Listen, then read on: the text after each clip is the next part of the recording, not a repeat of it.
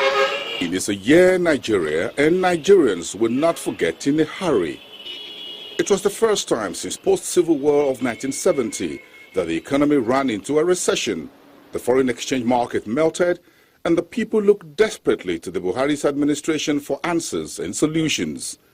The outgoing year took off on a troubled note, no thanks to the various controversies surrounding the new budget and the spate of militant attacks on oil facilities in the Niger Delta. By the end of the first quarter, it was obvious that Africa's largest economy was heading into a sharp decline, led in the main by stubborn low oil prices, falling output, revenue shortfall, the impact of foreign exchange ban on some 41 items, and a general drop in industrial production.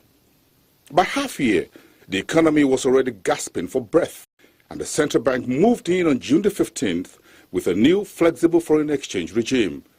Complementary administrative measures were also taken towards achieving this goal, among which was the directive to IMTUs to sell forex directly to bureau de change operators in order to improve liquidity in that segment of the foreign exchange market.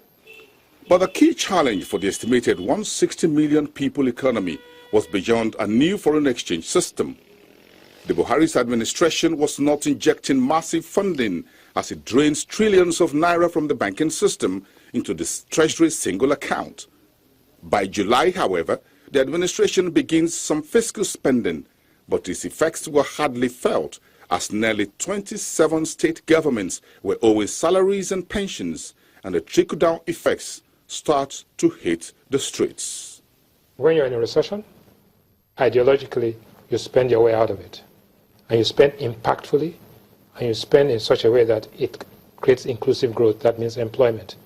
So a recession is defined as contraction in economic activity coupled with high unemployment, weakness in the financial system, and a reduction in confidence. Grappling with the state of economy now in recession, the Buhari's administration turns to international community for help. We're going to provide support for $1 billion.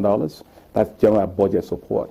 But there are issues around that in terms of policy reforms that the government has committed itself to, which also are part of that, discussion that we have had.